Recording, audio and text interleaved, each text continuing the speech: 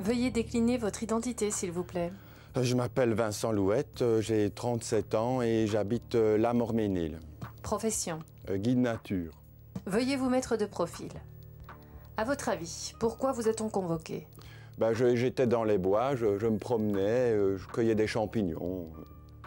Voilà. Vous pouvez vous remettre de face. Pour que l'on comprenne bien, donnez-nous un indice sur le contenu. Je dirais champignons. Avant de poursuivre, vos images, s'il vous plaît.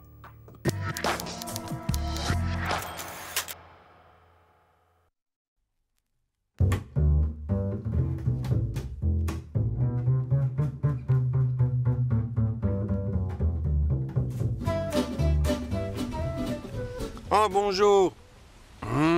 Quel plaisir de se faire une délicieuse fricassée de champignons en pleine nature. Je vais vous parler d'ailleurs d'un classique, l'armière. Alors ce champignon pousse sur des souches d'arbres vivantes ou mortes et son chapeau est de couleur chair ou miel avec des petites squames brunes dessus. Le pied, lui, mesure de 6 à 15 cm de haut et ce champignon a une caractéristique comme tous ses cousins, les tricholomes, c'est d'avoir un pied difficilement détachable du chapeau. Regardez cet exemple avec l'Ipholome en touffe, son cousin, eh bien on voit très bien que le chapeau n'est qu'un simple évasement du pied. Si j'essaye de détacher celui-ci, eh bien il se déchire, il n'y a pas de cassure nette, comme avec les agariques.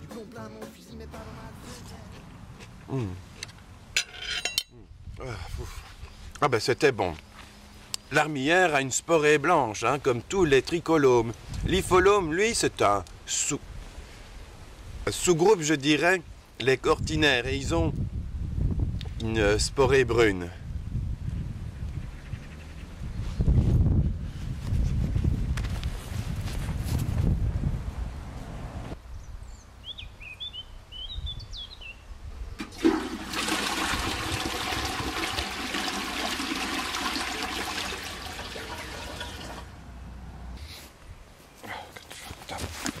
C'est pas vrai. Voir ça. Armière. Variété d'Ostoya. Non comestible. Ah ben oui. Celui-là pourtant, il est mis comestible. Et celui-là pas comestible. Je fais quoi moi? Ça me rappelle un truc, Le paxil enroulé, un champignon très commun dans les prairies avec les bords enroulés. Enfin bon.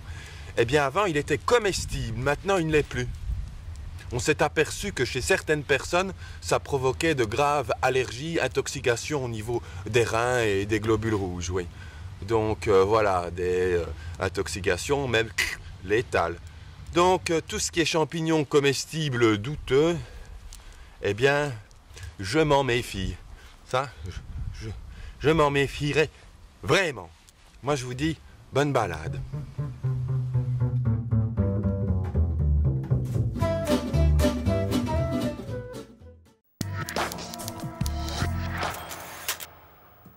Vincent Louette, expliquer la nature, c'est dans votre nature.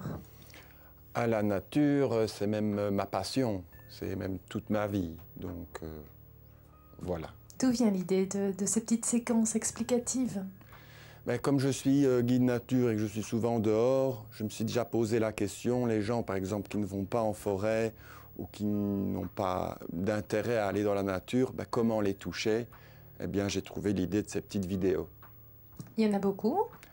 Il y en a beaucoup, il y en a quelques-unes sur différents sujets.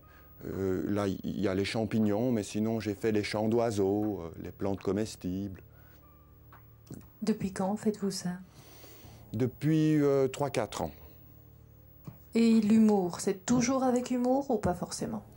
Je ne sais pas que je suis un clown, mais ça fait un peu partie de moi. Donc oui, c'est une approche ludique et humoristique parce que le but ici, c'est aussi de toucher les plus jeunes. Enfin, les plus jeunes 15, 25 ans, si on peut appeler ça aussi jeune à 25 ans, mais un public qui ne va pas forcément dans la nature. Comment se passent les enregistrements? Ben, je fais tout seul, donc j'ai une petite caméra portative que je mets sur un pied. Je fais le montage tout seul, comme un grand, tout seul. Ça vous prend du temps? Ça peut prendre pas mal de temps, oui, comme quelques jours pour même une petite vidéo. Est-ce que vous réfléchissez beaucoup avant de passer à l'acte? C'est spontané. Parce que je me dis, si ça n'est pas spontané, les premières que j'ai faites, par exemple, c'était peut-être trop structuré d'ailleurs. Et là, je m'avais de plus en plus vers de la spontanéité. À mon avis, c'est comme ça que, pour moi, ça marche le mieux. Donc, de ne pas me prendre la tête avec voilà, un scénario bien défini et tout. Je laisse un peu couler. Et y a-t-il forcément un message?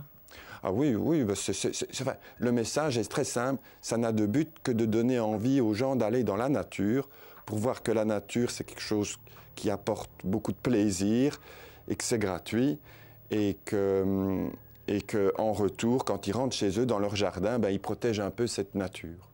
Et comment les gens réagissent, justement? Oh ben, en général, ils réagissent bien. Ils comprennent peut-être pas forcément le message caché que c'est un peu donner envie aux gens de sortir de chez eux. Hein. Mais s'ils comprennent le premier message, c'est qu'il y a souvent des explications sur l'utilisation d'une plante ou même des champignons comestibles ou d'un chant d'oiseaux. C'est pour leur donner envie de sortir dehors. Et puis après, quand ils sont dehors, j'espère que la nature fait son office. Ça veut dire qu'elle va les rendre bien et apaisés et qu'ils vont aller par eux-mêmes après découvrir toutes ces choses, quoi. C'est quoi votre mobile? Ben, mon mobile, c'est vraiment faire partager, parce que ma passion, c'est la nature, mais je trouve que si on connaît quelque chose et qu'on le garde pour soi, ben, c'est perdu. Tandis que moi, j'ai vraiment envie de partager, quoi, de faire découvrir cet univers qui, pour moi, m'éblouit tous les jours. Préparez-vous un autre coup en ce moment? Ah ben oui, j'en prépare plein, donc voilà, j'ai d'autres projets de vidéos sur les champignons, sur les chants d'oiseaux, et j'espère que ça va continuer avec ma motivation. Vincent Louette, merci. Comme à chaque fois, le téléspectateur jugera. Dans un mois, nous interrogerons un autre témoin. En attendant, envoyez-nous vos images, s'il vous plaît.